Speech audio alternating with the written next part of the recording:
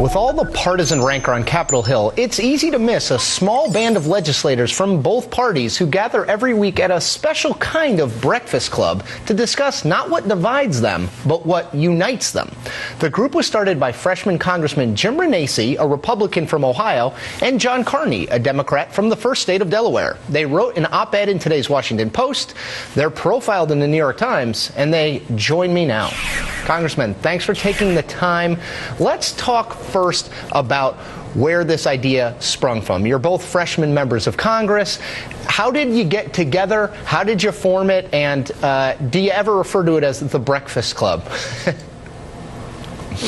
I'll let John maybe start here. Well, my calendar, it's always designated as the Bipartisan Breakfast Group. But for me, as a Delawarean, we have a tradition, Democrats and Republicans burying the hatchet, literally, in a celebration called Return Day in Georgetown after elections. And in that spirit, I came here to Washington hoping to work with Democrats and Republicans to work on common sense solutions to the problems that we face.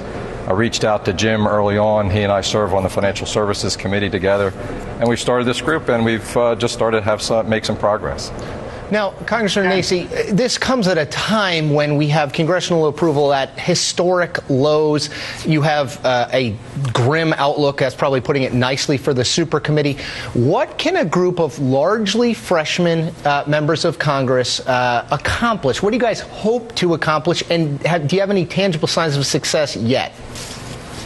Well, it's interesting because I think what we found out of the 12 to 14 members of this group is that we do have a lot of things in common. And one of them is that we want to make sure that we come down here and understand that we're all Americans. These problems that America faces are not Republican problems, they're not Democrat problems, but they're American problems. And I know when we get in the room and we talk in these breakfast meetings, it's amazing because you hear that we all want to try and get to the same place. We may disagree on how to get there, but we want to get to the same place. So I think we have to start somewhere, as in anything. As in any goal, and the group has started to emerge with not just freshmen. We have some other members who are a little bit more senior, and what's really interesting is when I walk on the House floor, there are others who now have an interest in being part of it. So I think overall we have many members down here who believe these aren't Republican problems, these aren't Democrat problems, these are American issues we need to solve, and we're going to continue to work together, and you see that in the room when we have our meetings. And you mentioned that you're starting to put some tangible things together. And I know there are three sort of primary proposals that you guys have made. Incentives to bring business back to the United States, a bill to promote hiring the long-term, long-time unemployed, and creation of pretax home savings accounts for first-time homebuyers. So tell me the status of any one or all of those three. Do we have any sense that those will be acted upon in any sort of bipartisan manner sometime before the November 2012 election? Congressman Carney.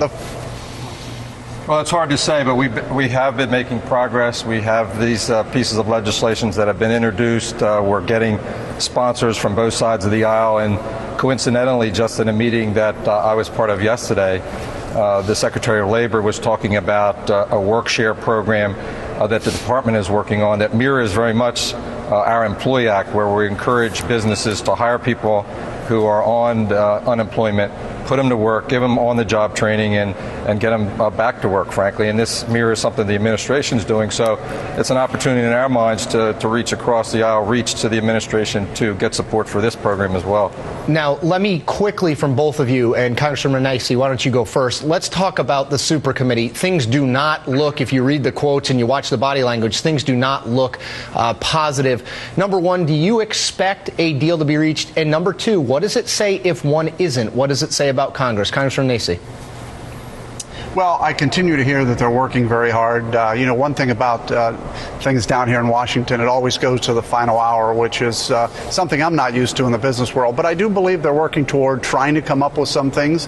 I think there has to be some compromise. I know that the Republican side has agreed to some revenue increases. So I know there's compromise starting to occur. And I still believe that there will be something that will come out of it. At least that's what we keep hearing. And again, we're down to the last few days. As time passes on, I think we'll get closer and closer to something, and I'm hopeful that will occur. And Congressman Carney, you share that optimism?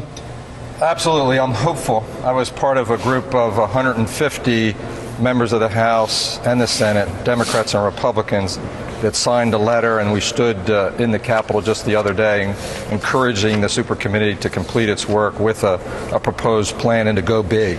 We believe that a bigger plan is actually easier to do, ironically, than the charge of $1.2 trillion.